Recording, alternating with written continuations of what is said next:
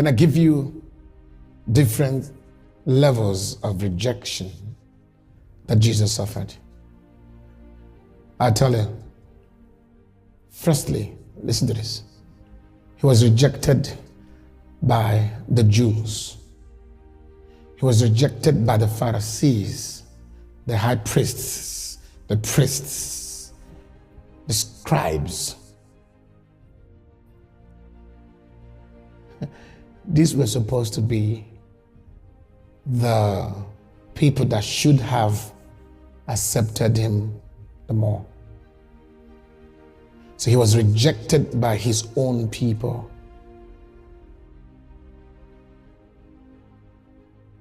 Number two, he was rejected by Judas, betrayed by Judas, and handed over to his enemies by Judas. Number three, he was rejected by the 70 disciples and the 120 disciples.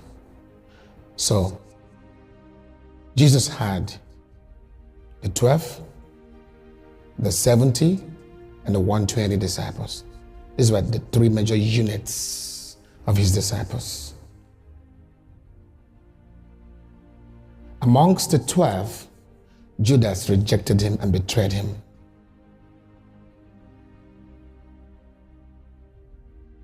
Now, how come that the 120 disciples, all of them left?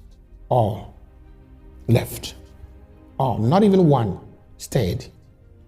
So he was rejected by 120 of the disciples.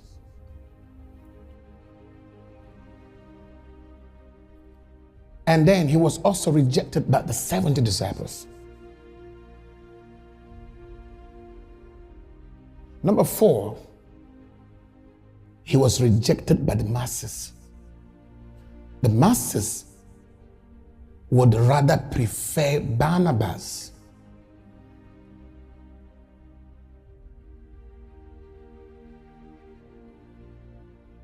Okay? Say, exchange him with Barnabas.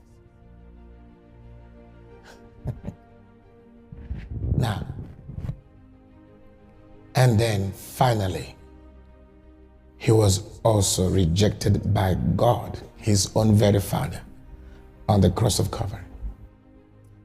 My God, my God, my God, why have you forsaken me? So when rejection is so gross, how do you overcome it? Every side amongst the five rejections that Jesus suffered, all the groups of people and individuals that rejected Jesus had a genuine reason to do so.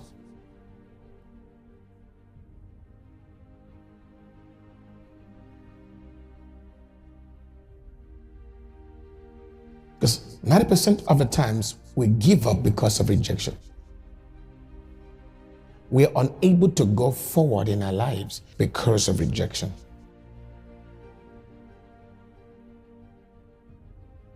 How do you overcome rejection? Okay.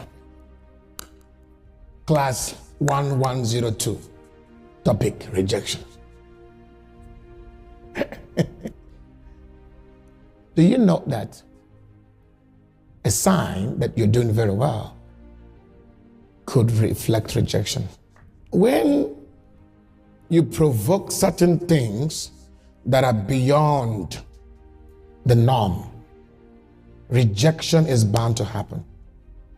When you exceed the norm, it brings rejection. But you don't focus on rejection. You will be amazed that out of 50 that said no, 60 will say yes. See that? So you don't focus on those who reject you. Focus on those who accept you and be more thankful for those who rejected you, because they are helping you to overcome rejection.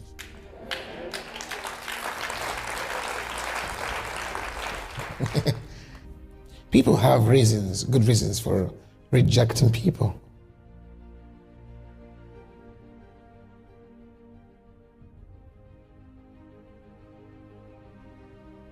The 120 and the 70 disciples rejected Jesus when he said, "You must drink my blood and eat my body." So they knew what he meant. They knew that Christ was saying, if you drink my blood and eat my body, you will lay down your life for me.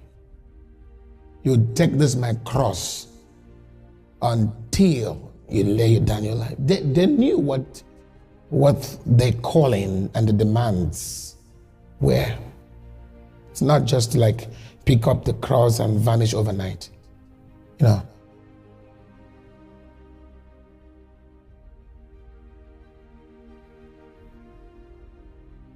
But I tell you, Jesus did not reject those that rejected him because they rejected him.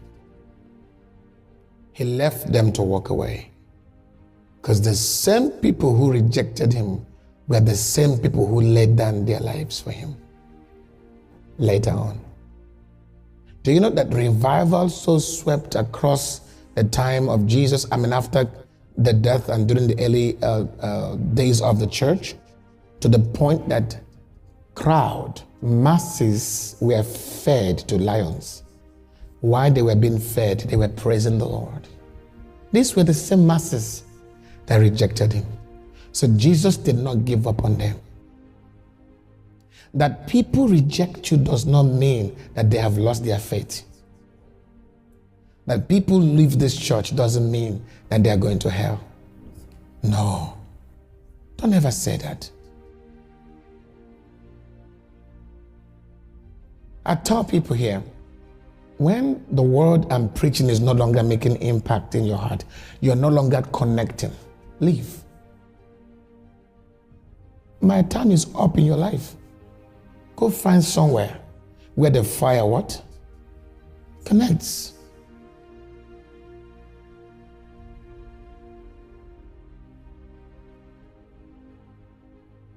I often have the privilege, if I pastor you for 5 years, for 2 years, for 1 year, I count it as a privilege. Because maybe after 2 years, you will leave. And that's it. We are missionaries. We impact lives.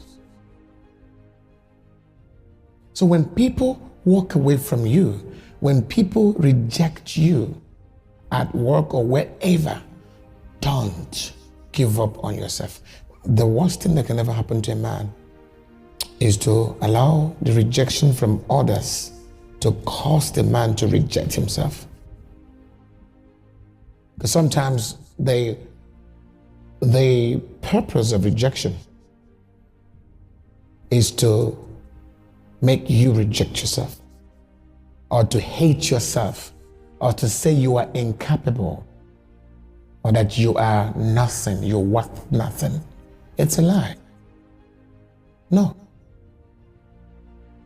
Rejection does not depict who you are. Imagine Jesus was more rejected than anybody on earth, yet he was the real deal. Oh, he was the real deal.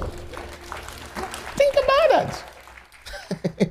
So that people rejected him didn't take away that didn't remove him as the Messiah. He was still the Messiah. He was still the Savior of the world. It didn't change anything.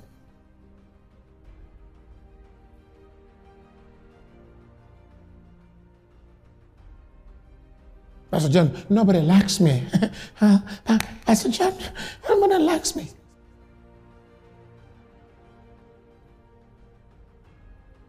Nobody likes me.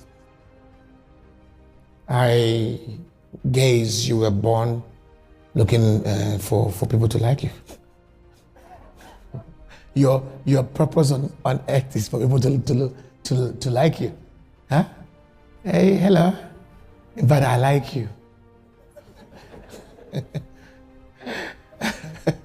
Tell somebody, you were not born to be liked. You were not brought here to be liked. Find your purpose. Be established in it. Be solid in it. Whether you are liked or not. Proclaim what God has called you to proclaim. Shout amen, sons of God.